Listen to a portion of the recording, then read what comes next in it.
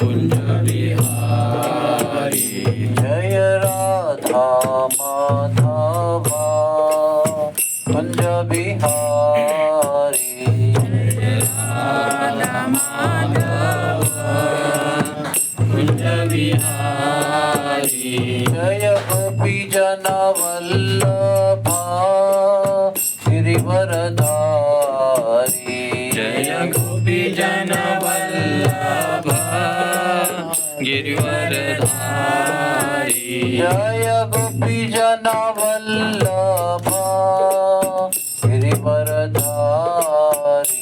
जय गोपी जन वल्लभा गिरिवरधारी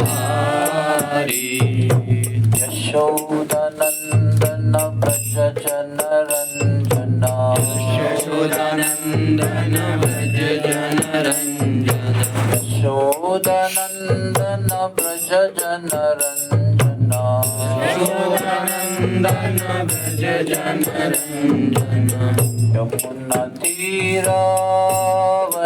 तीरावनचारी यमुना तीरावनचारी यमुना तीरावनचारी यमुना तीरावनचारी जय राधा माधवा कुंज बिहारी जय राधा माधवा कुंज बिहारी हरे कृष्णा कृष्ण कृष्ण हरे हरे हरे राम राम राम हरे हरे हरे कृष्ण कृष्ण कृष्ण हरे हरे हरे राम राम राम हरे हरे हरे कृष्ण कृष्ण कृष्ण हरे हरे हरे राम राम राम हरे हरे हरे कृष्ण कृष्ण कृष्ण हरे हरे हरे राम राम राम हरे हरे हरे कृष्ण कृष्ण कृष्ण हरे हरे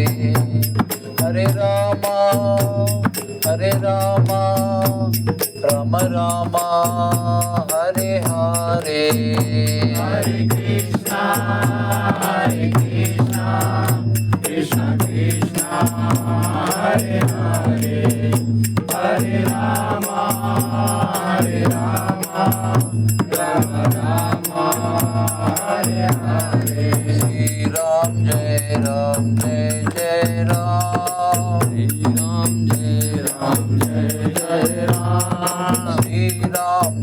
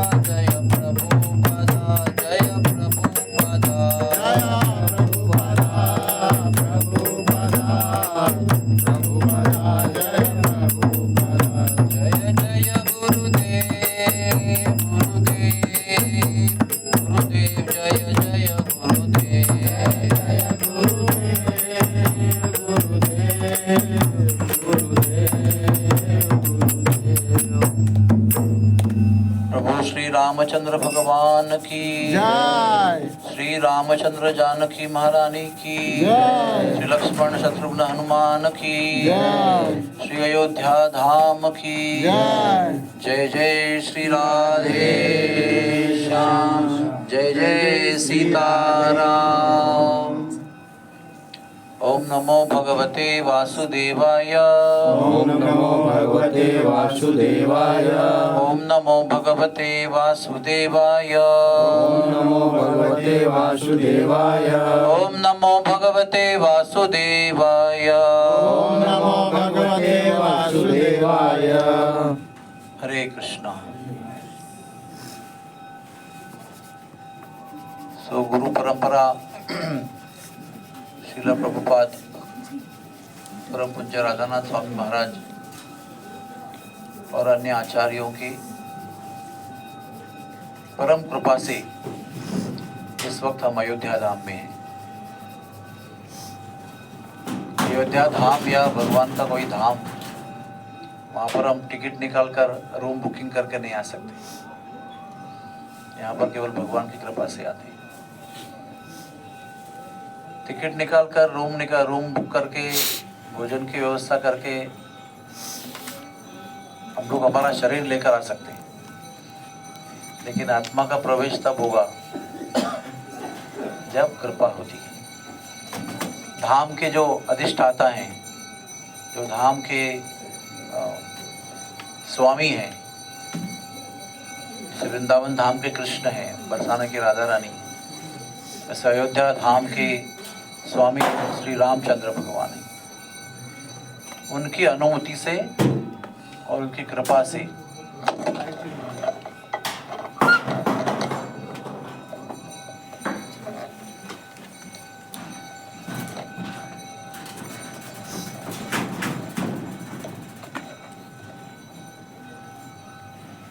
तो धाम के स्वामी की कृपा से और अनुमति से ही हमारी आत्मा धाम में प्रवेश कर सकती है।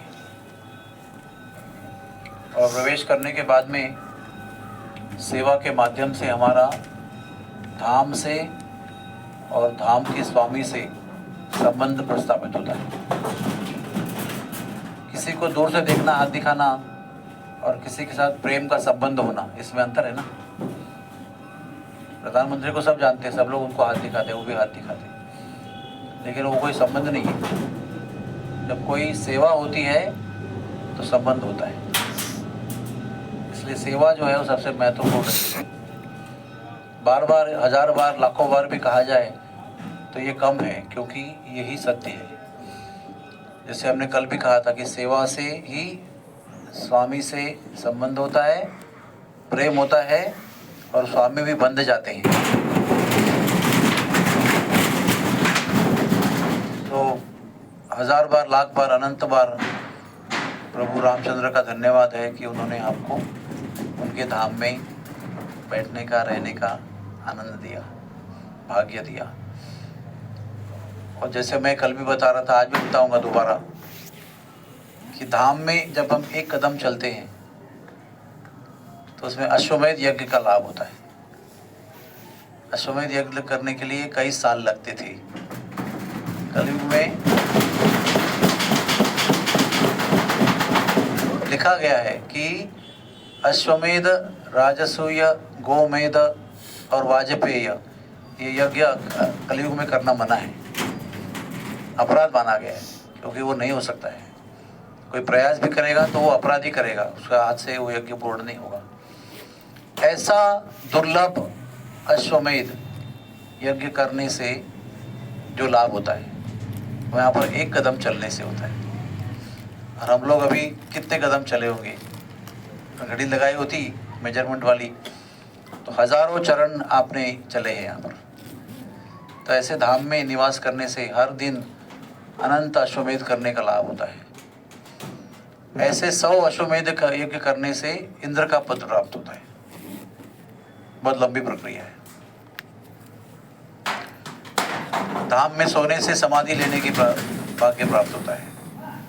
समाधि लेने का अर्थ ये नहीं कि मर जाना। कुछ लोग समाधि मतलब समाधि ले लिया मतलब मर गया। समाधि का अर्थ है कि अविरत, अखंड, तीव्र स्मरण भगवान का।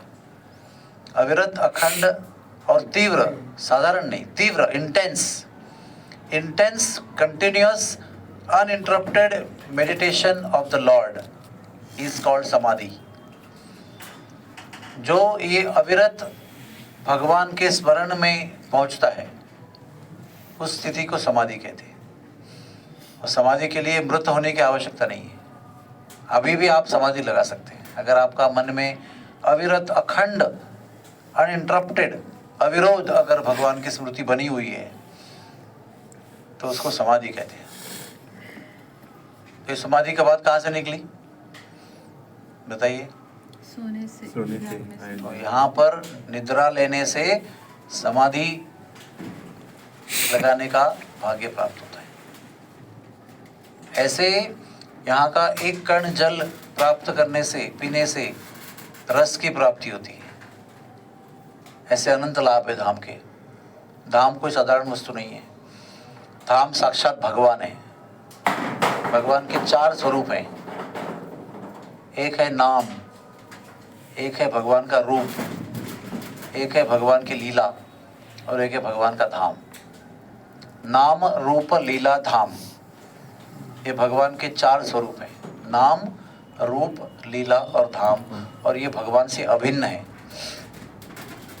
यानी भगवान राम और उनका नाम, इसमें कोई अंतर नहीं है। भगवान राम और उनका धाम, उसमें भी कोई अंतर नहीं है। भगवान राम की लीला जब हम सुन रहे हैं तो साक्षात भगवान राम का ही अनुभव कर रहे हैं। और भगवान का जो विग्रह जो हमने कल देखा, स्थापित किया गया, वो भी राम से अभिन्न है। केवल एक अंतर है उसके अंदर, समान होने पर भी, कि भगवान राम से उनका नाम अधिक दयालु है, उनका रूप अधिक दयालु है, उनका लीला अधिक दयालु है और उनका धाम उनसे अधिक दयालु है। भगवान राम से ज़्यादा अगर हम उनके धाम का आश्रय लेते हैं, उनके नाम का आश्रय लेते हैं, उनकी लीला को अपने आप को समर्पित करते हैं, तो कृपा जल्दी होती है। इसका प्रमाण क्या है? भगवान ने स्वयं ये प्रमाण दिया है। भगवान राम ने अपने हाथ से उनका नाम लिखे बिना जब शीला समुद्र में डाली तो वो डूब गई, और भक्तों ने जब उनका नाम लिख के शिला रखी तो समुद्र में सब शिला तैर गई। तो प्रभु ने सोचा मैं खुद प्रभु हूं, और मैं खुद अगर स्वयं अगर वो शिला को डाल रहा हूं तो उसको तैरना चाहिए। लेकिन प्रभु ने अपने हाथ से जो शिला समुद्र में डाली वो डूब गई, और भक्तों ने जितने राम नाम लिख के डाली वो सब तैर गई शिला। तो प्रभु ने हनुमान से प्रश्न पूछा कि ऐसे कैसे हो गया? तो हनुमान ने कहा जिसको आपने त्याग दिया उसको डूबना ही है, लेकिन जिस पे आपका नाम है उसको तैरना है या तर जाना है। तो प्रभु ने अपनी लीला से अपने नाम की महिमा स्वयं प्रकट की। इसलिए ये भगवान नाम जो है ये सबसे अधिक शक्तिशाली है, सबसे अधिक दयालु और करुणा वाला है। और अभी इसमें ये कोरोना काल में एक और बात पता चली कि ये 4 जो वस्तु हैं, नाम, रूप, लीला, धाम, इसमें से 2 वस्तु जो है वो सदैव हमारे साथ रह सकती है और रहती है, और 2 वस्तु जो है वो एक जगह पर रहती है। कौन सी? वो भगवान का रूप जो है वो मंदिर में रहता है, उसको अचल कहते हैं। कल जो स्थापना हुई ना उसको चल स्थापना कहते हैं। अचल स्थापना जो प्रभु रामचंद्र का विग्रह बाल स्वरूप में विग्रह कल स्थापित किया गया, उसकी स्थापना को कहते हैं अचल स्थापना। और एक नीचे विग्रह रखे थे, उनका नाम है चल विग्रह। वो चलेंगे, पालकी में बैठेंगे, रथ में बैठेंगे, शोभा यात्रा में बैठेंगे, मंदिर का विहार करेंगे, यहाँ से वहाँ जाएंगे, भोजन करने के लिए वो जाएंगे भोजन गृह में, वो भोजन करके आएंगे। वो उसको कहते हैं उत्सव मूर्ति। वो बड़े मूर्ति की प्रतिनिधि है। बड़े मूर्ति के प्रतिनिधि के रूप में वो सब स्वीकार करते हैं, पूजा आरती भोग अर्पण जो भी कुछ है। तो वो है चल विग्रह। लेकिन जो मेन विग्रह होते हैं वो मंदिर में रहते हैं। और अचल विग्रह भी वो मंदिर का क्षेत्र छोड़कर कहीं जाते नहीं है। ऐसा नहीं कि वो अचल विग्रह यहाँ से लेकर मुंबई जाएंगे कभी घूम के आएंगे, ऐसा नहीं। वहीं परिसर में घूमेंगे। और भगवान का धाम वो भी अपनी जगह रहता है। अब अयोध्या में उत्तर प्रदेश में है, बम्बई हमारी बम्बई में है, वहाँ से हमको यहाँ आना होगा। वृंदावन धाम भी मथुरा में है, उत्तर प्रदेश में है, वहाँ हमको जाना पड़ेगा। तो दो वस्तुएं हैं वो अपनी जगह पर है, लेकिन नाम और लीला आप कहीं भी जाएंगे तो आपके साथ में आ सकते हैं। आप ट्रेन में भी लीला का वर्णन कर सकते हैं, गटर के बाजू में खड़े होकर भी लीला वर्णन कर सकते हैं और नाम भी ले सकते हैं। इंडिया में रहो, पाकिस्तान में रहो या अमेरिका में रहो या और किसी भयंकर देश में रहो, नाम ले सकते हैं, लीला सुन सकते हैं, लीला कह सकते हैं। ये कोरोना काल में सिद्ध हुआ। धाम बंद थे और मंदिर भी बंद थे, लेकिन नाम और लीला हमारे साथ थे। हमने घर में बैठकर कोरोना काल में, लॉकडाउन में जूम पर अनंत लीलाएं का वर्णन किया और भगवान नाम घर पे बैठ के बहुत खूब जप किया, क्योंकि टाइम ही टाइम था। तो ये तत्व जो है ना वो समझना बहुत जरूरी है। हमारा जन्म जो है वो इसी के लिए हुआ है, ये समझने के लिए। चलो डॉक्टर बन गए, फार्मासिस्ट बन गए और प्रधानमंत्री बन गए, वो ठीक है, कोई बात नहीं, अच्छी बात है। जीवन चलाने के लिए ये सब जरूरी है, लेकिन वही जीवन का उद्देश्य नहीं है। कितने भी बुद्धिमान होंगे ना, फिर भी हमको ये समझना जरूरी है कि मनुष्य जीवन किसके लिए दिया गया है। अथा तो ब्रह्म जिज्ञासा, भगवान को समझने के लिए, भगवान के साथ संबंध जोड़ने के लिए और भगवान से प्रेम उत्पन्न करने के लिए ये जन्म हुआ है। वो अगर नहीं करेंगे तो हमारा जीवन व्यर्थ हो जाएगा। तो एनीवेज, यहाँ पर हम लोग जप करते हैं ना, महाराष्ट्रीयन लोग बहुत लोग जप करते हैं, उत्तर प्रदेश में भी, श्री राम जय जय राम। सब लोग ध्यान से सुनिए, इधर उधर मत देखिए। श्री राम ये है संबोधन, यानी पुकार रहे हैं हम। आपका नाम क्या है? सुनील। तो सुनील कहते हैं तो सुनील को पुकार रहे हैं, उसको कहते हैं संबोधन, पुकारना, कॉलिंग। जय राम का अर्थ क्या है? जय, गौरव कर रहे हैं उनका, वो है स्तवन, यानी स्तुति कर रहे हैं। जय राम, जय गुरुदेव, जय प्रभुपाद, जय श्री राम। तो श्री राम में पुकार है, जय राम में गौरव है, और जय जय राम में क्या है? समर्पण है। तो संबोधन, स्तुति और समर्पण, ये इस 13 अक्षरी नाम में, मंत्र में उपलब्ध है। तो ये नाम, ये मंत्र जो है श्री राम जय जय राम, इसका 13 करोड़ जप करने से प्रभु राम का दर्शन होता है, ऐसे संत रामदास स्वामी ने कहा है। क्योंकि उनको बताया गया, पूछा गया था कि प्रभु रामचंद्र को तो प्राप्त करना बहुत मुश्किल है, तो कलयुग के लोग जो पतित हैं वो राम का दर्शन कैसे करेंगे? उन्होंने कहा एक मनुष्य जीवन में अगर कोई 13 करोड़ श्री राम जय राम जब करता है तो वो राम का दर्शन कर सकता है। उसी प्रकार से हमारा जो हरे कृष्ण महामंत्र है वो 16 माला क्यों जपते हैं? तो 16 माला में 1728 मंत्र होते हैं और 27,668 नाम होते हैं। एक मंत्र में 16 है ना, हरे कृष्ण, इस प्रकार से 16 नाम है। और 16 नाम वाला मंत्र हम लोग 1728 बार जपते हैं। उसको आप अगर गुणित करके देखो, 27,668 की संख्या आएगी। और ऐसे 50 साल अगर कोई जप करेगा तो जो संख्या होगी उससे भी कृष्ण का दर्शन हो सकता है। ये कली संतरण उपनिषद में लिखा है। लेकिन हो सकता है कुछ लोगों ने इससे ज्यादा जप किया होगा, फिर भी दर्शन क्यों नहीं हो रहा है? ध्यान से नहीं किया। यहाँ वहाँ देखते हुए किया, कभी नींद निकालते हुए किया, कभी खाली मालाएं घुमाई, उच्चारण ठीक से नहीं किया। तो ये सब जो महिमा है, आपको सबको ध्यान से कथा सुननी चाहिए। कथा में अनेक व्यवधान होते हैं, जैसे अभी हो रहा है, और एक झटके से आपका मन और आपकी दृष्टि वहां चले जाती है। कथा में एकाग्रता होनी चाहिए, कथा में डूबकर कथा सुननी चाहिए, डूबकर कथा कहनी चाहिए, तभी कथा का लाभ होता है। तो ये सब प्रस्तावना करने की आवश्यकता क्या है? क्योंकि समझो आपको गुलाब जाम मैंने हाथ में दे दिया तो आपको इतना मजा नहीं आएगा। उसको डबल कटोरी में और थाली में दिया, उसके ऊपर एक बादाम का पिस्ता का टुकड़ा रखा, एक चम्मच भी दिया, बाद में 2-3 फूल लगाए, तो वो गुलाब जाम खाने को बहुत मजा आएगा। चावल की खीर बन रही है गरम गरम, और आपके पास पात्र नहीं है, तो हाथ में दे दिया तो आप खा सकते हैं उसको, हाथ जल जाएगा आपका। खाने की इच्छा तो बहुत है लेकिन नहीं खा सकते। उसी प्रकार से भगवान की कथा बिना भगवान की महिमा सुनाते हुए कहेंगे तो उसका आप लोग कहेंगे स्टोरी है, एक मनोरंजन के लिए बनाई गई है। जब आप जो सुन रहे हैं उसका महिमा आपको पता है तो आप ध्यान से सुनेंगे उसको। नहीं तो लगेगा हजारों कथा में से ये भी एक कथा है।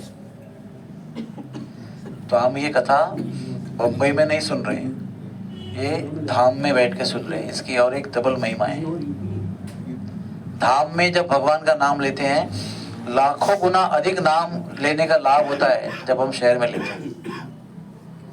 यहाँ पर एक राम नाम 1 लाखों नाम के बराबर है।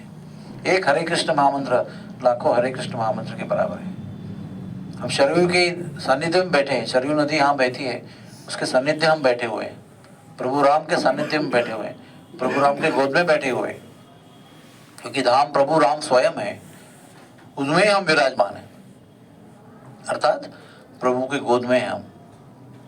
इसकी अनुभूति हर समय होनी चाहिए जब हम यहाँ पर जीवन जी रहे हैं, कुछ दिन के लिए क्यों न हो। हम सब लोगों को बातें करते हुए, काम करते हुए, बोलते हुए, चलते हुए, खाते हुए, पीते हुए, सोते हुए ये ध्यान होना चाहिए कि हम प्रभु राम के गोद में हैं। तब धामवास का लाभ होगा। धाम में आएंगे, सिगरेट पिएंगे, तंबाकू खाएंगे, यहाँ वहाँ की बकवास करेंगे, तो आपका लाभ नहीं होता है। हम हमेशा चाहते हैं कि जो भी हमारी तरफ से धाम में जाते हैं उनको धाम का 100% लाभ होना चाहिए। इसलिए हम लोग ओरिएंटेशन देते हैं, समझाते हैं कि कहाँ जा रहे हो आप, दिल्ली मुंबई मद्रास नहीं जा रहे हो, भगवान के घर जा रहे हो। भगवान के घर में कैसे रखना है, क्या सेवा देना है, क्या बुलवाना है, क्या करवाना है, वो सब उनकी मर्जी है। मालिक वो है, हम दास हैं उनके। हमारा सबसे अधिक हाईएस्ट पोजीशन क्या हो सकता है? प्रमोशन हो के हम कृष्णदास रामदास बन सकते हैं।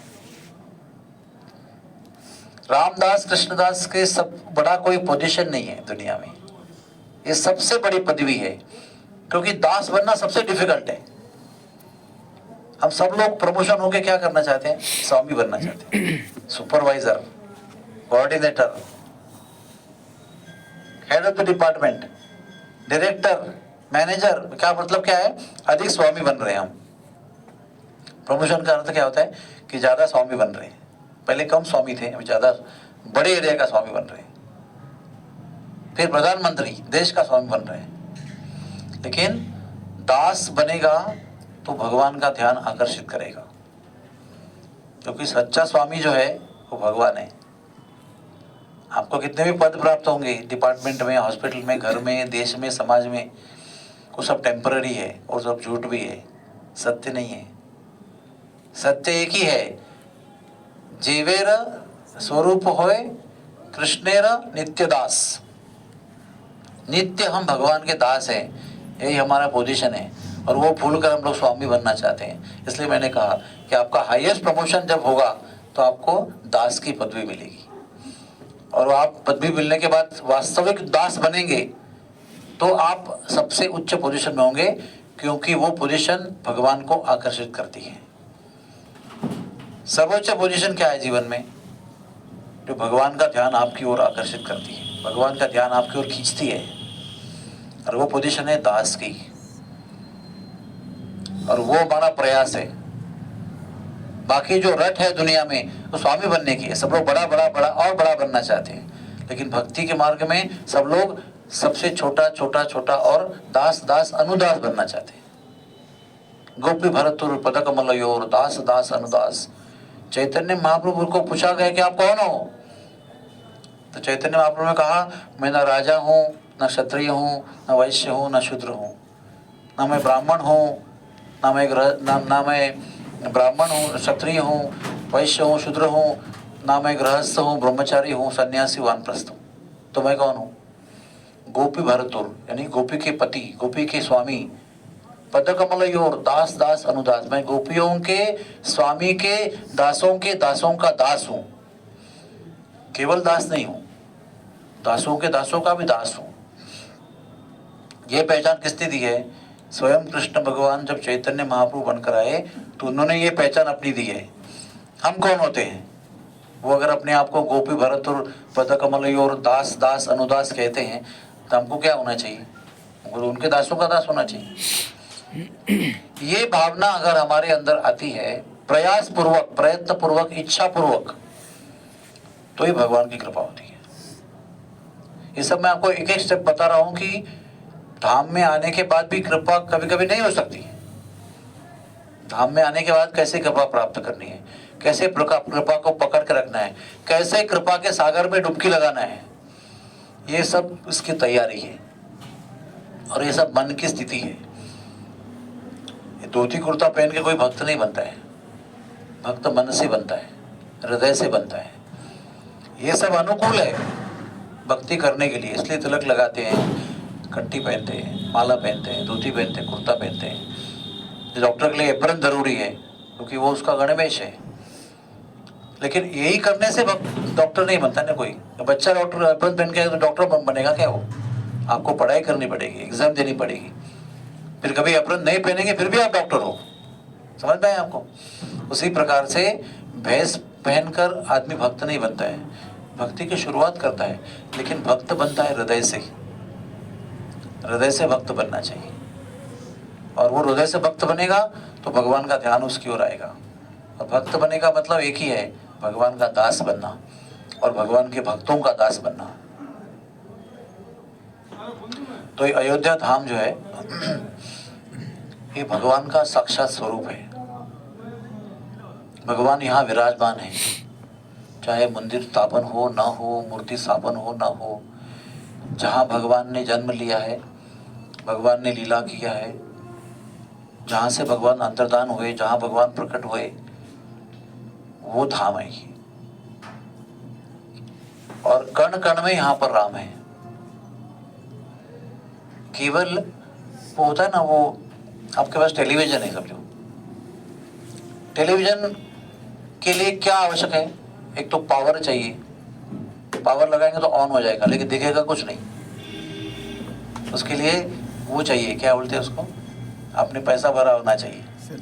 तो आपको चैनल का 1 2 3 का अलाउ मिले, आज तक दिखेगा, NDTV दिखेगा। क्या कहते हैं उसको? कनेक्शन, हाँ, सब्सक्रिप्शन होना चाहिए। उसी प्रकार से जब तक हमारा चेतना भगवान के साथ जुड़ा नहीं है, तब तक भगवान का अनुभूति नहीं होगा।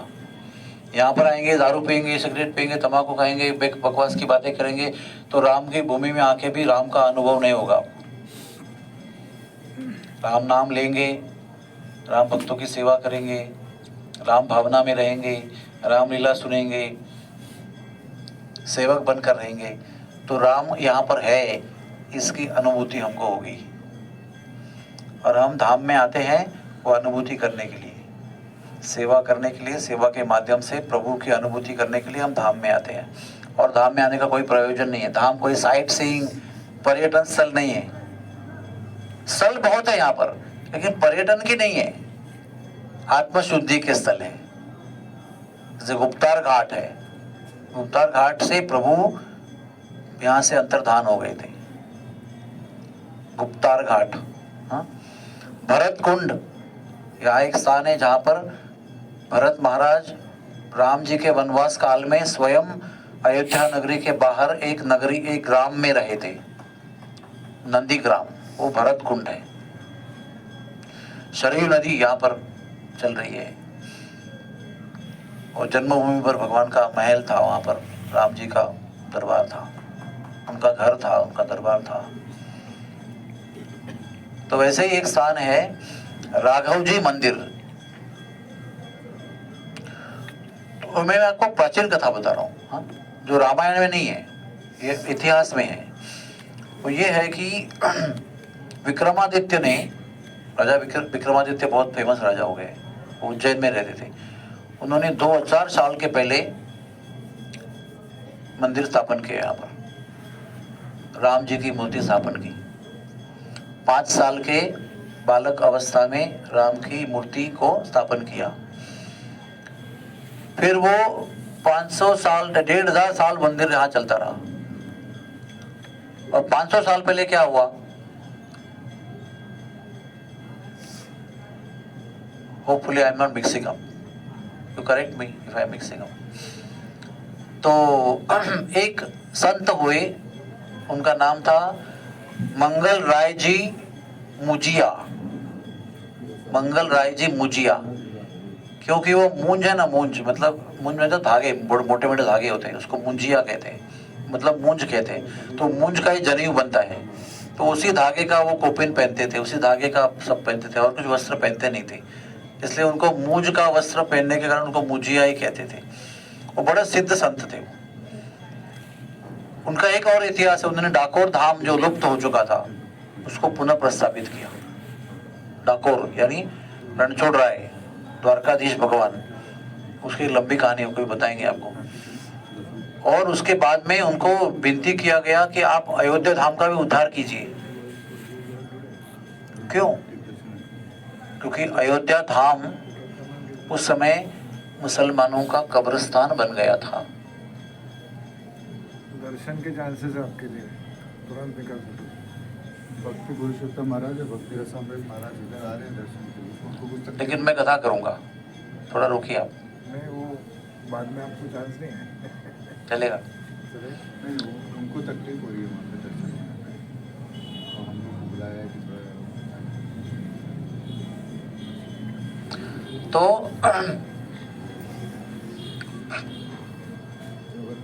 उस समय करीब करीब शिवाजी महाराज के आसपास की बात है, औरंगजेब के समय की बात है।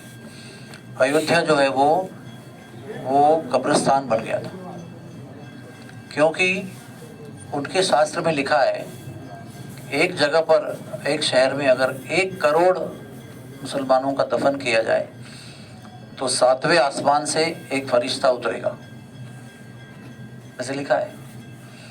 इसलिए उस समय मुसलमानों के राज्य में ऐसी कोशिश चल रही थी, मेहनत चल रही थी कि 1 करोड़ लोगों को यहाँ पर मृत्यु के बाद दफनाया जाए, ताकि हमारे लिए फरिश्ता आएगा। तो पैर रखने की जगह नहीं थी, इतने यहाँ पर कब्र बन गई थी, कब्रिस्तान ही बन गया था पूरा।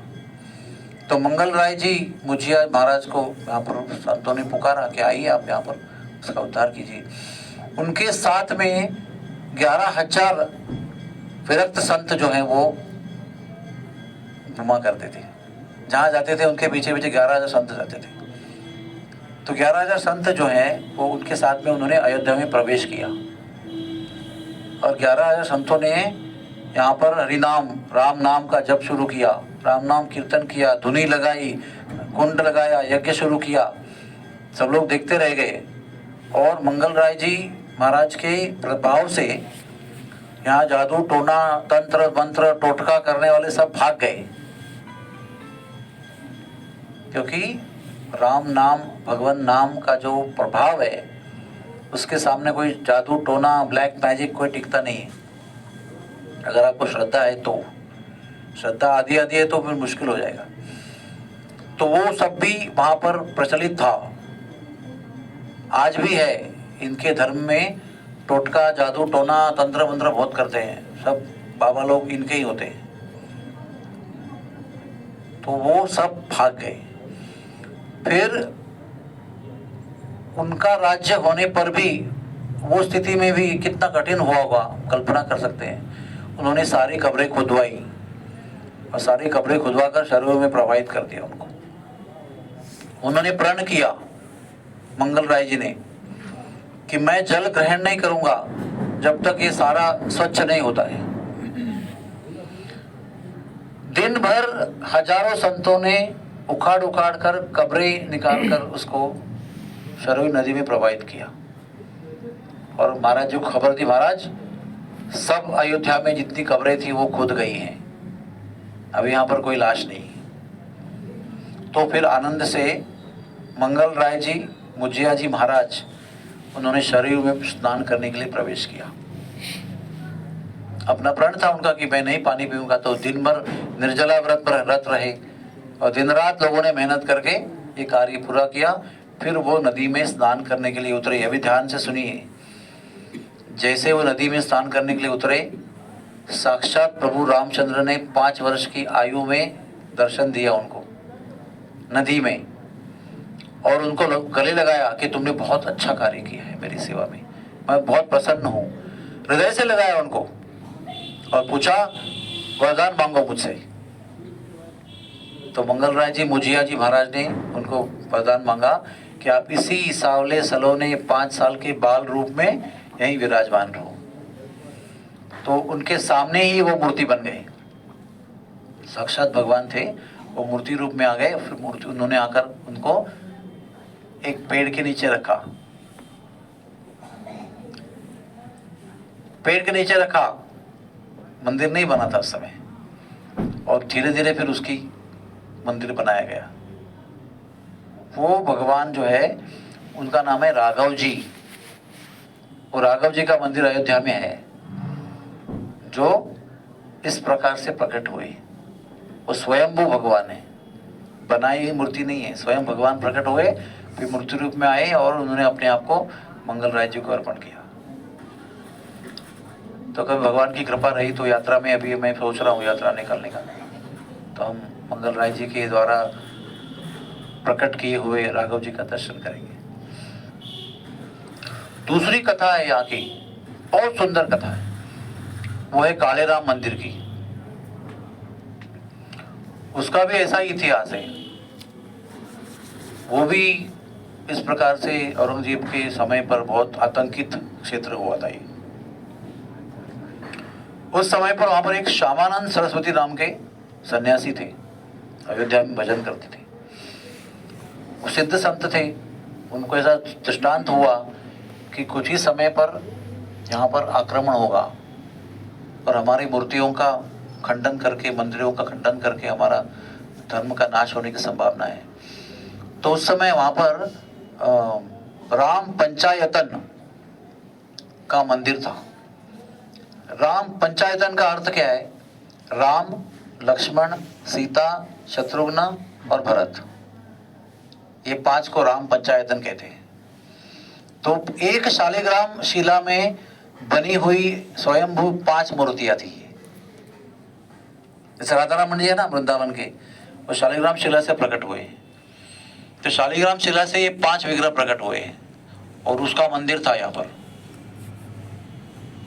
तो उन्होंने कहा कि ये मंदिर की जो मूर्ति है, ये पंचायतन, इसको शरीर में बहा दो।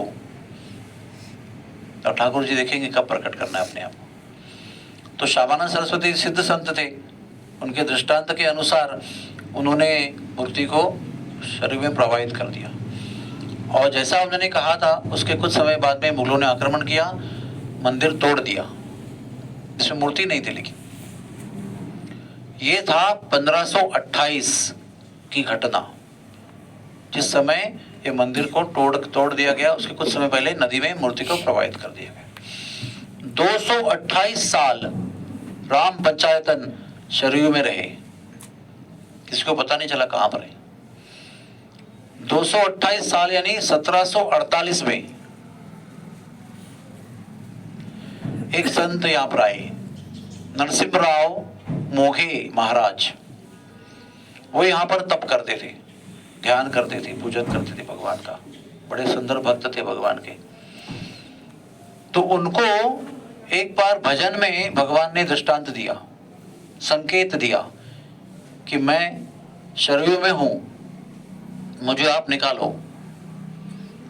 और नाग नागेश्वर के बाजू में स्थापन करो।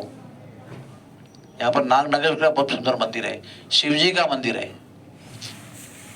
नाग नागेश्वर, बहुत प्रसिद्ध स्थान है। उसके बाजू में जो प्रस्थापित करो। तो संकेत के अनुसार अगले दिन नरसिम्हराव मोघी महाराज शरीर में उतरे और वो ढूंढ रहे थे। बहुत देर तक मिला नहीं उनको मूर्ति, लेकिन कुछ समय बाद में जहाँ बैठ गए उधर ही उनको हाथ में कुछ लगा, तो उन्होंने उसको देखा तो वो राम पंचायतन की मूर्ति थी। तो सभी अयोध्या वासियों को बुलाकर उन्होंने उसको निकाला और जैसे कहा गया था नाग नागेश्वर शिव जी के पास में उनको स्थापन कर दिया। तो इसका इतिहास भी ऐसा है कि अयोध्या में 7 हरि हैं, तो सब तो मुझे याद नहीं है, लेकिन एक है शिव हरि जो नाग नागेश्वर है, एक है विष्णु हरि जो ये राम पंचायतन जो है उसको नाम है विष्णु हरि। ऐसे 7 हरि के मंदिर अयोध्या में है। तो ये जो मंदिर है इसमें आज जो विराजमान है उनका नाम है राम पंचायतन।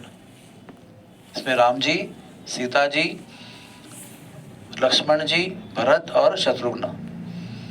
और इस मंदिर की ऐसी विशेषता है कि यहाँ हनुमान जी भी हैं नीचे, लेकिन वो पूरे विश्व में कहीं नहीं है, उस रूप में है। हनुमान जी यहाँ देवी रूप में है।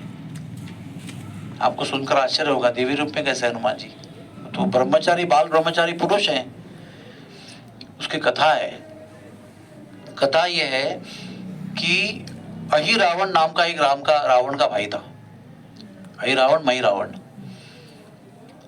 तो जब राम की सेना पूरा पार करके लंका पहुंच गई, समुद्र पार करके, और वो तंबू था उनका, राम जी का, वो तंबू में हनुमान जी की पूंछ का कुंपण था, फेंस यानी सुरक्षा कवच था ना, वो उनकी पूंछ जो है ना उसने बनाया था।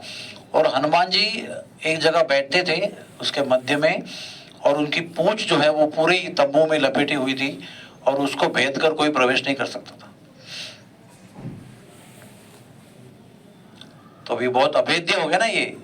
और ऐसा था कि बाजू में सबसे पहले कुछ सैनिक, फिर अंदर सैनिक, फिर अंदर अंदर अंदर करके, फिर अंदर जाम्बुवंत, अंगद, नल, नील, सुग्रीव, हनुमान, ऐसे वीर, उसके अंदर राम और लक्ष्मण, ऐसे प्रोटेक्शन में रहते थे। फुल सिक्योरिटी प्रोटोकॉल था उनका ऐसा।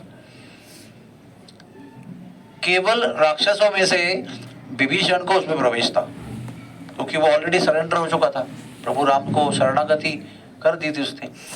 तो राक्षस के रूप में केवल हनुमान जी उनको अनुमति देते थे जाने आने के लिए, बाकी सब तो वानर सेना थी सब, और 2 मनुष्य थे, राम और लक्ष्मण, बाकी सब वानर थे, एक राक्षस था। तो रावण ने बहुत डिस्कशन किया, अरे ये कैसे किया जाए।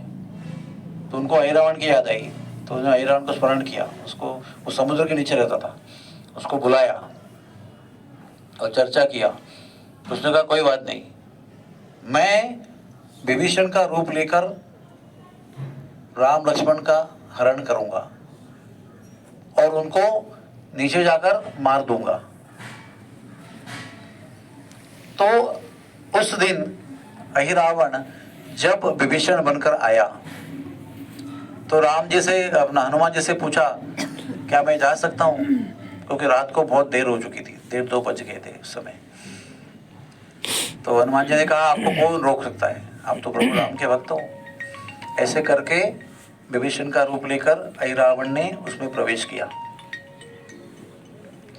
और राम लक्ष्मण को उठाकर वो भागा वहां से और समुद्र में अपने राज्य में लेके गया उनको बंदी बनाकर।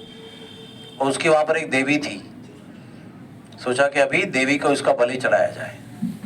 तो देवी का बलि चढ़ाने के लिए सब तैयारी होने लगी, फूल वूल इकट्ठा करने लगे, बहुत सारी माला इकट्ठा करने लगे। तो हनुमान जी जब उनको पता चला सुबह कि हमारे होते हुए भी तंबू से राम लक्ष्मण गायब हैं। सबसे पहले विभीषण को पुकारा, विभीषण जी ये कैसे हुआ? तो वो बोला मैं समझ गया हूँ कि मेरा रूप केवल मेरा एक ही भाई है अहिरावण, वो ले सकता है और मेरा रूप कुछ धारण नहीं कर सकता है। तो आप तो रात को 1:30 बजे आए थे। बोला मैं तो तंबू में हूँ। उन्होंने कहा कि आप इतनी देर रात कहाँ गए थे? तो वो कह रहे थे कि मैं तंबू छोड़कर समुद्र किनारे राम का भजन करने गया था, ऐसा ध्यान लग गया मेरा तो मुझे समझ में नहीं आया, देर रात हो गई तब ध्यान छूट गया, इसलिए मैं देर से आ रहा हूँ। तो वो समझ गए कि अहिरावण है। तो उन्होंने कहा कि अहिरावण का राज्य समुद्र के नीचे है। और ये सब हनुमान सुन रहे थे। उन्होंने कहा कोई बात नहीं, मैं राम जी को लेके आता हूँ। और वो सीधे तंबू छोड़कर जो है नीचे चले गए, समुद्र के नीचे, जहाँ पर राम लक्ष्मण जी को कैद करके रखा था। और वहाँ पर देवी की सामने बलि देने की तैयारी चल रही थी। तो हनुमान जी ने सूक्ष्म रूप धारण किया और एक वो फूल में बैठ गए जो फूल देवी को अर्पण करना था। और वो सब लाया गया। जब वो देवी के पास लाया गया तो हनुमान जी ने देवी का स्वरूप धारण कर लिया। हनुमान जी देवी बन गए और उन्होंने देवी बन के सारा भोग जो था वो सब खाया, बहुत सारा पंच पकवान पूरा खाया, आरती वारती से स्वीकार कर ली। और सारा होने के बाद में अहिरावण राम लक्ष्मण को लेकर आए बलि चढ़ाने के लिए। तो देवी ने तलवार उठाई और अहिरावण का वध कर दिया। यानी हनुमान जी ने अहिरावण का वध किया, राम लक्ष्मण को कंधे पर लिया, समुद्र से उठाकर फिर वापस तंबू में लेकर आए। तो वो जो देवी का स्वरूप है, वो स्वरूप में इस मंदिर में हनुमान जी बैठे हुए हैं, इसलिए उनका अद्भुत स्वरूप है। उनके हाथ में तलवार भी है, जनरली गदा होती है ना उनकी। तो ये मंदिर में जो राम पंचायतन में हनुमान जी है वो देवी स्वरूप है और उनके हाथ में तलवार भी है। ऐसा ये अद्भुत मंदिर है, अयोध्या में विराजमान है। इसमें हमारे महाराष्ट्र के संत हैं गोंदवलेकर महाराज, वो 3 बार चतुर्मास में यहाँ पर निवास किया उन्होंने। रामदास जी महाराज भी यहाँ पर आए हैं। वासुदेवानंद सरस्वती नाम के महाराष्ट्र के बहुत बड़े संत हुए हैं, वो भी यहाँ पर आए हैं। और कई सारे महाराष्ट्र के संत जो हैं वो इस मंदिर में आकर उन्होंने निवास किया है। और इसकी विशेषता ये है कि जो महाराज थे मंगल राय मुजिया, जिन्होंने इनको प्रकट किया था, उन्होंने महाराष्ट्रियन देशपांडे ब्राह्मण को इस मंदिर की सेवा सौंप दी। तब से लेकर 1728 से लेकर आज तक महाराष्ट्रियन ब्राह्मणों के सेवा में प्रभु रामचंद्र यहाँ पर विराजमान है। आज भी देशपांडे परिवार ही, उनका जो परिवार जो है वंशज, वही यहाँ पर प्रभु रामचंद्र की सेवा करते हैं। तो महाराष्ट्र के मराठी भाषा बोलने वाले लोगों को बहुत गौरव की बात है कि उनके द्वारा अयोध्या में प्रभु रामचंद्र के पुरातन विग्रह की सेवा हो रही है। तो ये दोनों प्रभु रामचंद्र के बहुत पुराने विग्रह हैं। कुछ लोग ये भी कहते हैं कि जो मंगल राय मुजिया जी को 5 साल के रूप में प्रभु रामचंद्र प्रकट हुए, वही यहाँ की मूल मूर्ति मैं कह रहा हूँ कि वो 5 साल के भाव में है। राघव जी की कथा ऐसी है कि यहाँ के जो रसिक भक्त हैं, अयोध्या के रसिक भक्त हैं, जो सीताराम का भी संबंध जानते हैं और वो उस माधुर्य रस की भी चर्चा करते हैं, उनको रसिक भक्त कहते हैं। तो सोचा कि अरे प्रभु राम को कितना दिन क्या कहते हैं उसको, अविवाहित रखेंगे, आप कुंवारा रखेंगे। तो उन्होंने किशोरी जी, श्री जी, राधा रानी, क्या नाम, सीता देवी का विग्रह बनाया और एक दिन तय किया कि हम धूमधाम से प्रभु का विवाह रचाएंगे, विवाह उत्सव मनाएंगे और प्रभु के बगल में सीता देवी का विग्रह स्थापन करेंगे। सब कुछ जोरदार तैयारी हो गई और वो दिन भी आया, राम जी की बारात भी निकली, श्री जी आने वाली थी। उस समय वो महाराज जी का देहांत हो गया, जो महाराज जी ने ये संकल्प किया था इनका विवाह करने का। तो अभी वो विवाह रुक गया क्योंकि महाराज जी गुजर गए, सूतक लग गया, तो दुखी हो गए सब लोग। तो वो प्रोग्राम कैंसिल हो गया। बहुत समय के बाद में दूसरे एक स्वामी जी ने और संकल्प किया कि हम प्रभु का विवाह करेंगे। बेचारे वो भी गुजर गए। तब साधुओं ने मीटिंग किया और निर्णय लिया, अरे ये तो 5 साल के ठाकुर है, इनको विवाह की जरूरत नहीं है, इनकी विवाह के लिए ज़्यादा प्रयास मत करो। ये 5 साल के बालक ठाकुर हैं, खाने खेलने वाले हैं, आनंद लेने वाले हैं, बाल लीला करने वाले हैं। इनको विवाह की आवश्यकता नहीं है, इसलिए 2 बार इतना बड़ा प्रयत्न जो है उन्होंने फेल हो गए। ऐसा अद्भुत दर्शन राघव जी का है। वो बाल स्वरूप में यहाँ पर विराजमान है। अरे बाल स्वरूप की बात आ गई तो थोड़ा बाल लीला भी बताता हूँ प्रभु का। प्रभु रामचंद्र के विषय में बाल लीलाओं का बहुत ही कम वर्णन आता है, और अनेक प्रकार के रामायण हैं। एक अध्यात्म रामायण है, एक वाल्मीकि रामायण है, एक कंब रामायण है, ऐसे 10-15 प्रकार के रामायण हैं। मूल तो वाल्मीकि रामायण, रामचरितमानस इनको मानते हैं। तो इन सब रामायणों में कहीं भी ना बहुत संक्षिप्त बाल लीलाओं का वर्णन है रामचंद्र जी का। थोड़ा सा अध्यात्म रामायण में है जो मैंने अभी पढ़ा चित्रकूट में बैठकर, वो ये है कि प्रभु राम लक्ष्मण भैया और शत्रुघ्न भैया और भरत भैया के साथ में दिन भर उधम मचाते थे, और कभी भी समय पर भोजन करने के लिए आते नहीं थे।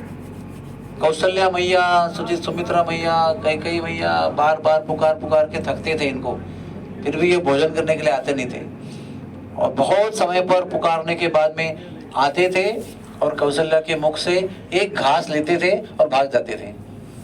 फिर बहुत समय खेल के आते थे, फिर एक घास खाते थे, फिर भाग जाते थे। एक समय पर वो आए प्रभु बालक रूप में, और कौशल्या को बताया कि मुझे भूख लग रही है, खाना खिलाओ। तो कौशल्या ने कहा अभी लाती हूँ। लेकिन वो अभी लाती हूँ तैयार क्यों नहीं है, ये भावना से इतने क्रोधित हो गए कि प्रभु राम ने सारे मटके वहां पर जो बनाने के थे, भोजन बनाने के, सब तोड़ दिए, सारा उध्वंस कर दिया और चले गए। प्रभु रामचंद्र, लक्ष्मण, शत्रुघ्न और भरत ये मिलकर माखन की टोकरी में से माखन चोरी करके खाते थे, ऐसा भी वर्णन दिया है। ये ज्यादा नहीं है, बहुत संक्षिप्त वर्णन दिया है। तो प्रभु ने भी माखन की चोरी की है अयोध्या में। जहां जहां माखन रखते थे वहां पर ये जो 4 बच्चे जाकर चुरा कर माखन खाते थे। कभी कभी मैया उनको पकड़ती भी थी। इस तरह से वो कहते हैं कि ये संक्षिप्त लीला करके वो अध्यात्म रामायणकार जो है, लेखक हैं, वो कहते हैं कि इस तरह से प्रभु जी का बाल्यकाल समाप्त हो गया। हरे कृष्णा। लेकिन बाल्यकाल में भी प्रभु मर्यादा पुरुषोत्तम थे, कभी भी किसी मर्यादा का उन्होंने उल्लंघन नहीं किया। एक बार ही उनके तरफ से ऐसा वर्णन आता है कि वो जो थी ना मंथरा, वो कैकेयी की जन्म से उनकी घर पे सेवा करती थी। कैकेयी को मंथरा ने गोद खिलाया है कैकेयी राज्य में, जहाँ भरत जी के मामा का राज्य है। तो वो बचपन से कैकेयी को गोद में खिलाने वाली जो दासी थी, वो कैकेयी का विवाह होने के बाद भी ससुराल आई उसके साथ में सेविका के रूप में, दासी बनकर रही। बुढ़िया होने तक उसके साथ रही वो, उसकी मृत्यु भी उधर ही हुई। तो मंथरा जो थी वो बुजुर्ग थी ना, कैकेयी से तो कई गुना बड़ी थी वो, और प्रभु राम बालक थे। तो मंथरा को कुबड़ा था पीछे, है ना, हम बता क्या कहते उसको, हंचबैक। हाँ, वो बड़ा था उसका पीछे पीठ पर। उस पर एक बार प्रभु रामचंद्र ने खेल खेल में गोबर फेंका था, गोबर का गोला फेंका था, ऐसे ही हास प्रयास में। उससे मंथरा बहुत क्रोधित हो गई थी, और तब से उसके मन में प्रभु राम के प्रति द्वेष उत्पन्न हुआ था। अब ये घटना भी बहुत अजीब घटना है, ऐसे प्रभु राम ने क्यों किया। लेकिन अगर रामायण घटना था, होना था, तो यह आवश्यक था। अभी ये जो घटना थी, उसके माध्यम से प्रभु राम के प्रति मंथरा के मन में द्वेष उत्पन्न हुआ। और पूरे अयोध्या में शास्त्र में लिखा है, एक भी अयोध्या वासी के मन में द्वेष नहीं था, क्योंकि देवता लोग प्रभु के पास दुखी भाव में गए थे। कि रावण का अत्याचार उनको सहन नहीं हो रहा है, हम सब लोग गुलाम बैठ के बैठे हैं, हमको मुक्त करो। तो प्रभु राम ने उनको, प्रभु विष्णु ने उनको आशीर्वाद दिया था कि मैं आऊंगा। तो देवताओं की इच्छा थी ये कि रावण का वध किया जाए, और यहाँ पर प्रभु रामचंद्र का विवाह हुआ, मिथिला गए, सीता जी को लेकर आए, युवराज्याभिषेक हुआ उनका, युवराज बने, वो युवराज पत्नी बनी और आराम से रह रहे हैं। 12 साल बीत गए और कुछ प्रॉब्लम नहीं है, everything is going on nicely. तो नारद मुनि आए गुप्त रूप में, प्रभु राम का राज्याभिषेक अभी कल होने वाला है। युवराज तो बने हुए हैं, लेकिन 12 साल युवराज होने के बाद में अभी राज्याभिषेक होने वाला है, तो राजा बनेंगे। दशरथ महाराज ने बोला अभी मेरे राजा इसको बनाऊंगा, तो राजा बनेंगे तो राज्य करेंगे, यही रहेंगे। फिर लंका में जाकर रावण का वध कैसे करेंगे? तो नारद मुनि, अगर कल राज्याभिषेक है तो आज नारद मुनि एकांत में गुप्त रूप में दर्शन दिया उन्होंने प्रभु राम को, और याद दिलाई कि आपका अवतार रावण का वध करने के लिए हुआ है। आप यही राज्याभिषेक और विवाह और ये करते रहेंगे तो रावण का वध कौन करेगा? तो प्रभु रामचंद्र ने वादा किया कि कल ही मैं वनवास जाऊंगा। आज उनका लास्ट डे है, कल वो राजा बनने वाले हैं। आज शाम को नारद मुनि मिल रहे हैं, ये अध्यात्म रामायण में वर्णन आता है। तो अभी ये लीला करने के लिए देवता लोग सोच रहे थे कि किसका मन दूषित किया जाए, किसका मन भ्रष्ट किया जाए, ताकि राम को वनवास जाना पड़े। अयोध्या में देवताओं को एक भी अयोध्यावासी नहीं मिला जिसके मन में इतना सा भी द्वेष किसी के प्रति था। राम को तो भूल ही जाओ, एक ही मंत्रा मिली। इसलिए उन्होंने देवी सरस्वती को आदेश दिया कि जाओ इसका मन भ्रष्ट करो। तो देवी सरस्वती ने इसके दिमाग में प्रवेश किया और उसकी मति भ्रष्ट कर दी। और फिर वो जब राम जी का राज्याभिषेक होने की तैयारी चल रही थी, तो वो छत पे जाकर देख रही है कि कौशल्या सब जगह दान दे रही है, भर भर के दान दे रही है, भंडार उसके अंडर है पूरा।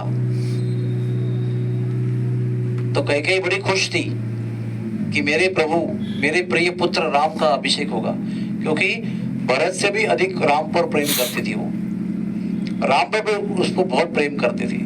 और कैकेयी मानती थी कि राम मुझसे, कौशल्या से अधिक प्रेम करता है, माता के रूप, माता माता करके मेरे गोद में आता है, इतना उनका प्रेम का संबंध था। तो बड़ी खुश थी, वो श्रृंगार कर रही थी कैकेयी अपना। फिर आकर आप जानते हैं कथा पूरी, मंथरा आई और बताया उनको, मंथरा ने माना, मंथरा की बात कैकेयी ने नहीं मानी। उन्होंने कैकेयी की मंथरा को बहुत मतलब क्रोध किया उसके ऊपर कि तुम्हारी मति मारी गई है, तुम ऐसे अपशब्द अभद्र क्यों उच्चारण कर रही हो। लेकिन कुसंगति का परिणाम तो हुआ उसके ऊपर। कैसे बताया उसने? तो बताया देखो मैंने छत से क्या दिखा, कौशल्या दान दे रही है, इसका अर्थ वो राजमाता बनेगी, इसका अर्थ वो राजा की नंबर 1 रानी बनेगी। इसका अर्थ ये है कि वो कोष जो है, कोष तिजोरी, राज तिजोरी जो है वो उसके अंडर रहेगी। और तुम्हारी पोजीशन क्या होगी? या तो ठीक है, बोला अच्छा ही है, मेरी बहन है वो, सौतन बहन है मेरी। नहीं, तुम दासी बनकर रहोगी। आज तुम राजा की पटरानी, प्रिय रानी के रूप में रहती हो, नंबर 1 की रानी आप हो। जैसे राम राजा बनते हैं, नंबर 1 की रानी ऑटोमेटिकली कौशल्या बनेगी, आप नंबर 2 की दासी रानी बनोगी। और भरत क्या बनेगा? रामदास भरत बनेगा, भरत बनेगा राम का दास। और आप और आपका पुत्र जीवन भर दासी बन के रहेंगे। और एक बात जहर डाला उसके मन में, देखो आपके पति लगता तो है कि आप पर बहुत प्रेम करते हैं, आपको पटरानी बनाते हैं, लेकिन उन्होंने बड़े षड्यंत्र से भरत शत्रुघ्न को तुम्हारे मैके भेज दिया, मामा के पास। क्यों भेजा इस समय? और उनके ना होते हुए क्यों उनको ये घटना तय करना था, ये कार्यक्रम तय क्यों किया? इससे आप समझो, ऊपर ऊपर से आपको दिखाते कि आप पर प्रेम करते हैं, लेकिन तुम्हारे 2 बालकों को उसने पहले ही भेज दिया है ताकि भरत का इंटरफेरेंस ना हो इधर, और राम को राज्याभिषेक करने की योजना सफल हो। इसलिए तुमको भी खबर नहीं किया, उनको पहले भेज दिया, बाद में प्राइवेट में निश्चय कर लिया अर्जेंट में, और तुमको भी बताया नहीं अब तक कि कल राम का राज्याभिषेक है, क्योंकि मंत्रा ने बताया तभी आकर कहीं को खबर नहीं थी कि कल राज्याभिषेक होने वाला है। अभी समझ में आया तुमको, तब उसके दिमाग में समझ में आया। जो सब कुछ षड्यंत्र था, विष घोल रहा था। पहले वो मना कर रही थी, लेकिन बाद में उसने विष को लिया, विष को पिया। जो दो द्वेष और बदले की भावना, प्रतिशोध की भावना मंत्रा के मन में थी राम के प्रति, वही कैकेयी के मन में भी प्रस्थापित हो गई। संग में क्या होता है, जब किसी का हम संग करते हैं, उस व्यक्ति की भावना चेतना को आप स्वीकार करते हो, उसका संग होता है। कुसंगति में क्या होता है, जो दुर्बुद्धि होती है उसका संग होकर दुर्बुद्धि हमारे अंदर प्रवेश करती है। सत्संगति में क्या होता है, संत की जो भावना है, भक्ति भावना, वो चेतना हमारे अंदर प्रवेश करती है। कैकेयी ने कंटिन्यू किया उसका संग, पहले तो विरोध किया, लेकिन धीरे धीरे संग कंटिन्यू करने के पश्चात उसकी दुर्बुद्धि, द्वेष बुद्धि कैकेयी के अंदर प्रवेश हो गई। इस प्रकार से आगे का रामायण हुआ। ये सब इंपॉर्टेंट है समझना। रामायण के हर एक छोटी छोटी कथाओं में हमारे लिए बहुत सारा उपदेश छुपा हुआ है, क्योंकि राम का अवतार ही मर्यादा पुरुषोत्तम के रूप में हुआ है। मर्यादा का अर्थ क्या होता है, रूल्स एंड रेगुलेशंस, कैसे चलना है, कैसे करना है, क्या नहीं करना है, क्या करना है, कैसे व्यवहार करना है, बड़ों से छोटों से, राजा के रूप में, पति के रूप में, भाई के रूप में, पुत्र के रूप में, पति के रूप में, जितने भी रोल है, कैसे आदर्श हमारे जीवन को चलाना है, इसको मर्यादा कहते हैं। और उस मर्यादा को स्थापन करने के लिए मर्यादा पुरुषोत्तम के रूप में प्रभु रामचंद्र ने जन्म लिया। उनका पूरा जीवन ही मर्यादा है। किस समय पर कौन सा रोल ज्यादा इंपॉर्टेंट है। जब राम ने अपनी पत्नी को वनवास भेज दिया गर्भवती अवस्था में, उस समय उन्होंने ये दिखाया कि राजा का रोल जो है वो पति के रोल से ऊपर है। पति का रोल में स्वार्थ है कि मेरे पत्नी का क्या होगा, लेकिन राजा के रूप में पूरे ब्रह्मांड का चिंतन है उसके अंदर। बहुत लोग पूछते हैं ना कि राम अच्छे पति नहीं थे, बहुत दुष्ट पति थे। गर्भावस्था में अपनी पत्नी को भेज दिया जंगल में, बोला जाओ, मेरा संबंध आपसे टूट गया आज से। बहुत कठोर और क्रूर पति थे वो। लेकिन उसी को प्रश्न किया गया इंटरव्यू में कि आपको ऐसा राजा पसंद है क्या कि जो अपने स्वार्थ के लिए देश का अहित करेगा और अपनी पत्नी का, अपने परिवार का स्वार्थ देखने के लिए आप लोगों को सबको विध्वंस में डाल देगा। नहीं नहीं, जो अपने स्वार्थ को त्याग करके देश का हित देखता है उसको हम ज्यादा मानते हैं, है ना। तो प्रभु ने दिखाया कि कौन से समय पर स्वहित से अधिक राजा का रूप में हित ज्यादा इंपॉर्टेंट है, देश का हित। इस प्रकार से हर एक कठोर प्रसंग में प्रभु ने अपनी मर्यादा को स्थापन किया है। तो ये वो भूमि है जहां पर प्रभु ने बहुत संयम से अपना जीवन आदर्श रूप में बिताया है। और हर तरह से आपको कोई प्रश्न हो कि कैसे अभी करूं मैं, तो आप रामायण पढ़ो। आपको किस समय पर कैसे व्यवहार करना है वो पूरा उत्तर रामायण में मिलेगा। क्योंकि हमारे आपके जीवन में जितने प्रसंग आते हैं वो सारे प्रसंग जो है ना वो राम जी के जीवन में हुए हैं, किसी न किसी प्रकार से, किसी न किसी ढंग से, प्रत्यक्ष अप्रत्यक्ष, डायरेक्टली इनडायरेक्टली राम जी के जीवन में आए हैं। राम जी हमारे जैसे गृहस्थ बनकर आए, बालक थे, युवा हो गए, फिर राजा बन गए। हर प्रकार का उनके अंदर आदर्श व्यवहार है। हरे कृष्णा। अभी कल की कथा बताएंगे बची हुई कि रंगनाथ जी श्रीरंगम कैसे पहुंचे। अभी जब वैवस्वत मनु ने तप करके ब्रह्मा जी से रंगनाथ जी को अयोध्या लाया, तब से सारी पीढ़ियों ने रंगनाथ जी का अपने इष्ट देव के रूप में पूजा किया है। रघुवंश का जो ठाकुर जी थे वो रंगनाथ जी थे इतने साल तक। और प्रभु ने वही रंगनाथ जी भरत के जिम्मे देकर वो वनवास चले गए कि मैं वनवास जा रहा हूं, तो वो यही रंगनाथ जी यही विराजमान रहे। तो भरत जी के निर्देश में रंगनाथ जी की सेवा होती रही। प्रभु वनवास में रहे, प्रभु लंका गए, रावण से घनघोर युद्ध किया, रावण का वध हुआ, रावण की लंका पर विजय प्राप्त किया। विजय प्राप्त होने पर क्या होता है, जो भी वहाँ की प्रॉपर्टी है सब तुम्हारी हो जाती है। वो युद्ध की प्राप्ति कहते हैं उसको। तो प्रभु ने रावण के पास कुबेर का दिया हुआ कुबेर से चुराया हुआ पुष्पक विमान था। रावण गए थे पैदल, लेकिन आए फ्लाइट से पुष्पक विमान में। जब पुष्पक विमान में बैठे तो उसमें सब लोग थे। कौन कौन थे? सारे सुग्रीव, जाम्बुवंत, नल, नील, अंगद, विभीषण भी थे, क्योंकि विभीषण प्रभु के बड़े भक्त हैं। उनको लंका का राजा बना दिया उन्होंने पहले से ही। तो वो भी सब उतरे अयोध्या में। हाँ, दीपावली के दिन, अमावस के दिन, यानी अश्विन अमावस्या के दिन प्रभु ने अयोध्या में प्रवेश किया। उस समय सब लोगों ने दीपक जलाकर दीपावली का उत्सव मनाया। दीपावली हम लोग क्यों मनाते हैं, उसका कारण एक ये भी है, क्योंकि उस दिन प्रभु रामचंद्र ने अयोध्या नगरी में वनवास के पश्चात 14 वर्ष के पश्चात प्रवेश किया था। उसके पश्चात प्रभु का राज्याभिषेक हुआ, जो रुक गया था उस समय।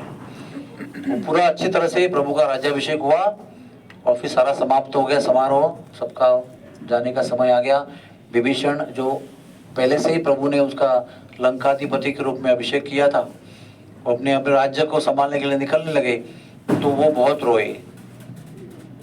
उन्होंने कहा, प्रभु मैंने रावण का साथ छोड़कर आपकी शरणागति स्वीकार कर ली, तब से मैं आपके साथ हूँ। उस समय से अभी तक मैं आपके बगल में ही हूँ, लेकिन आज से मैं दूर हो जाऊंगा आपसे। आप अयोध्या में रहेंगे, मैं लंका में रहूंगा, तो मुझे आपका विरह सहन नहीं होगा। आप मुझे कुछ ऐसा कीजिए कि आपका संग बना रहे। तो प्रभु ने कहा, श्री रंगनाथ जी और मैं दोनों समान हैं। मैं और रंगनाथ जी अलग नहीं है। रंगनाथ जी मेरा ही स्वरूप है। हालांकि अयोध्या में स्वयं युवराज के रूप में प्रभु रामचंद्र ने रंगनाथ जी की सेवा की है इष्ट देव के रूप में, लेकिन हम सब जानते हैं कि विष्णु स्वयं प्रभु रामचंद्र है। तो आप रंगनाथ जी को ले जाइए। तो रंगनाथ जी ने कहा विभीषण को कि हमारी एक शर्त है कि आप हमको कहीं रखना नहीं, जमीन पे जहाँ पर आपको फाइनल रखना है वही रखना, वहीं हम स्थिर हो जाएंगे, और कहीं बीच में रखेंगे तो हम वहीं के हो जाएंगे। तो विभीषण वहां से अश्रु नयनों से रंगनाथ जी को लेकर निकले। प्रभु का दर्शन करते हुए रंगनाथ जी को लेकर निकले, दक्षिण की ओर जा रहे थे, तो उनको कावेरी नदी का दर्शन हुआ। अभी हम लोगों को ये पता होना चाहिए इस लीला के माध्यम से कि जब भी हम गाड़ी से, ट्रेन से, हवाई जहाज से चलते हुए नदी के पास आते हैं, या हमारी यात्रा में, सफर में कहीं नदी आती है, तो अगर हम गाड़ी में हैं, ट्रेन में हैं, तो उतर सकते नहीं है।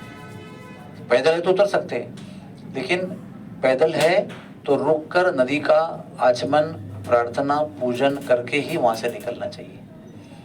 पूरा कार्यक्रम कैसा है नदी का? नदी के पास जाकर दंडवत प्रणाम करना चाहिए, फिर जल छिड़कना चाहिए सर के ऊपर, फिर आचमन करना चाहिए, केशवाय नमः, नारायणाय नमः, माधवाय नमः, माधवाय नमः, गोविंदाय नमः। आचमन करके फिर नदी में प्रवेश करना चाहिए, फिर स्नान करना चाहिए, डुबकियां लगानी चाहिए, मस्ती नहीं करनी चाहिए, केवल डुबकियां लगानी चाहिए भगवान से। फिर उसमें खड़े होकर गायत्री संध्या वंदन करना चाहिए, फिर सूर्य को, नदी को, देव देवताओं को, पितरों को अर्घ्य अर्पण करना चाहिए, फिर बाहर आकर वस्त्र पहनना चाहिए। ये पूरे विधि को नदी स्नान विधि कहते हैं। ये सारी विधि करनी चाहिए। अगर संभव नहीं है तो केवल स्पर्श करके चलना चाहिए। अगर गाड़ी में है और गाड़ी ब्रिज के ऊपर से नदी के ऊपर जा रही है, तो भी आपको नदी को वंदन करना चाहिए। बिना वंदन किए नदी को लांघना नहीं चाहिए, याद रखना आपका भी। कई बार हमारे ट्रेन में जाते समय मुंबई से केरला जा रहे हैं, तो मैंने गिनती किया था 29 नदियां आई थी, 29, वो भी दिन में। रात में, दिन में कितने आई पता नहीं। तो हर नदी में जब ट्रेन क्रॉस कर रही है तो हमको नदी की प्रार्थना करनी चाहिए। यह हमारा शास्त्र का विधान है। तो विभीषण जी एक परम वैष्णव थे, शास्त्र के ज्ञाता थे, भगवान के भक्त थे। और कावेरी नदी जो है सप्त महानदियों में से एक नदी है। गंगे च जमुने चैव सरस्वती गोदावरी नर्मदा सिंधु कावेरी जलेस्मिन् सन्निधिं कुरु, ऐसा मंत्र बोलते हैं 7 नदियों का, उसमें कावेरी नदी आती है। तो उन्होंने रंगनाथ जी को स्वयं स्फूर्त भावना से रख दिया, तो स्वयं भूल गए वो क्या वादा किया था। एक स्वयं स्फूर्त भावना से उनको रख दिया और नदी में गए। नदी में उन्होंने जो मैंने बताया सब कुछ किया, अर्घ्य अर्पण किया, भगवान को स्नान किया, पूजन किया, वंदन किया और फिर लौटे। और रंगनाथ जी को उठा रहे तो रंगनाथ जी उठ नहीं रहे। तो रंगनाथ जी ने कहा मैं आपको बताया था कि आपको रखना नहीं है। तो मैंने उन्हें कहा कि मैं तो कावेरी नदी को प्रणाम करने गया था। मैंने कहा कि मैंने आपको बताया था। तो बड़े दुखी हो गए वो। प्रभु रामचंद्र का संग इनके सानिध्य से होने वाला था, वो भी कट हो गया। अभी रामचंद्र जी, प्रभु रामचंद्र रंगनाथ के रूप में वही रुकेंगे।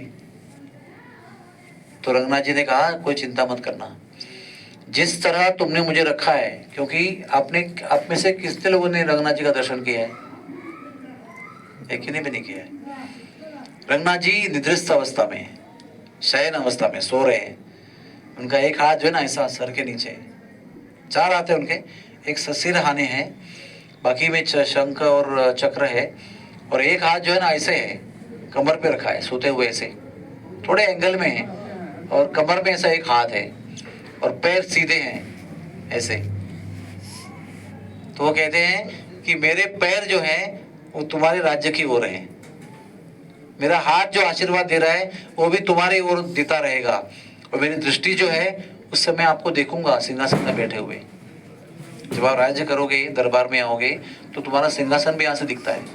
तुम वहाँ बैठोगे तो मेरी नज़र, कृपा दृष्टि तुम्हारे पर रहेगी, मेरा आशीर्वचन पूर्ण हाथ जो है वो तुम्हारी ओर रहेगा, मेरे चरण भी तुम्हारी ओर रहेंगे। तो निश्चिंत रहो, मैं तुम्हारे साथी हूँ।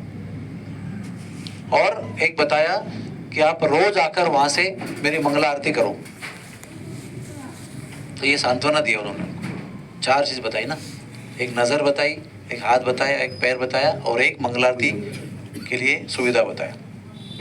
तो फिर वो लंका चले गए। इस तरह से श्री रंगनाथ जी का श्रीरंगम में कावेरी के नदी किनारे में स्थापना हुई। अभी इतनी कथा बता, आगे कथा बताना चाहिए।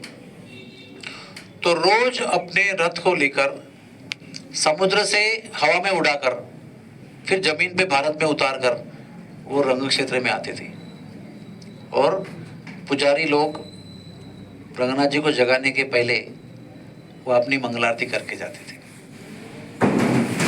तो पहले हवाई मतलब वो रथ जो है वो हवा में उड़ता था, फिर जमीन पे आता था, फिर वो रंगनाथ जी के मंदिर में प्रवेश करते थे, पूजा करके फिर रथ में बैठ के फिर जमीन और फिर आकाश में उड़कर अपने घर पहुंचते थे।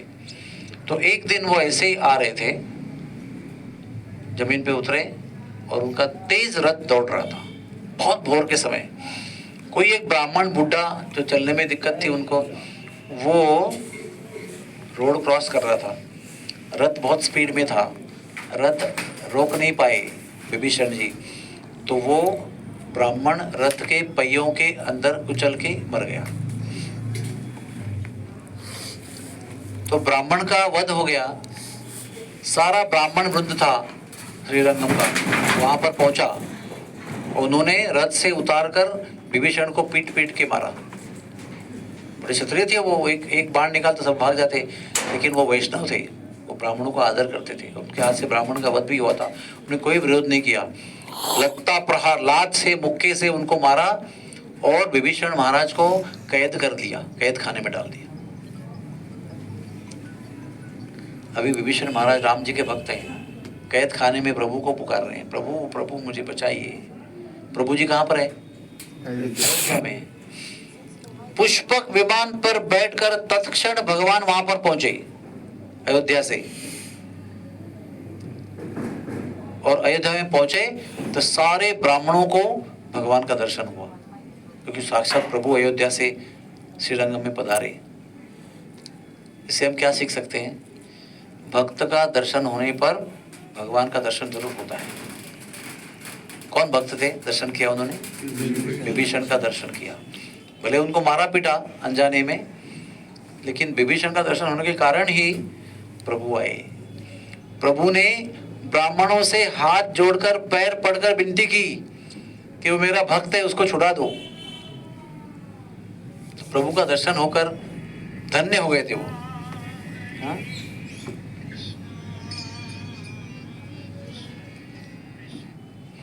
धन्य हो गए थे वो प्रभु का दर्शन देकर, भाव विभोर हो गए थे, भाग कर गए और विभीषण महाराज को उन्होंने कैद से मुक्त कर दिया।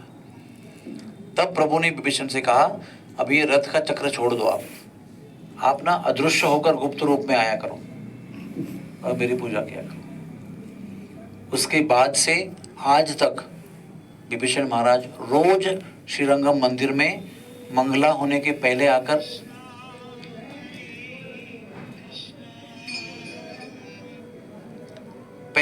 मंगला करते हैं।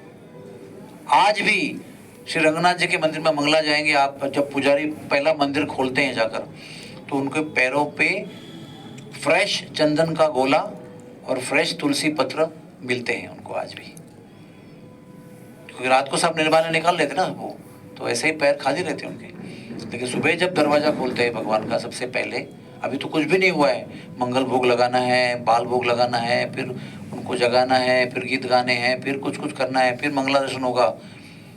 उसके पहले ही जब दर्शन खोलते हैं अंदर जाकर बंद दरवाजे में, तो उनको उनके चरणों में गीला चंदन और तुलसी प्राप्त होती है। वो विभीषण आज भी श्रीरंगम में आकर रघुनाथ जी भगवान की मंगला सेवा करते हैं।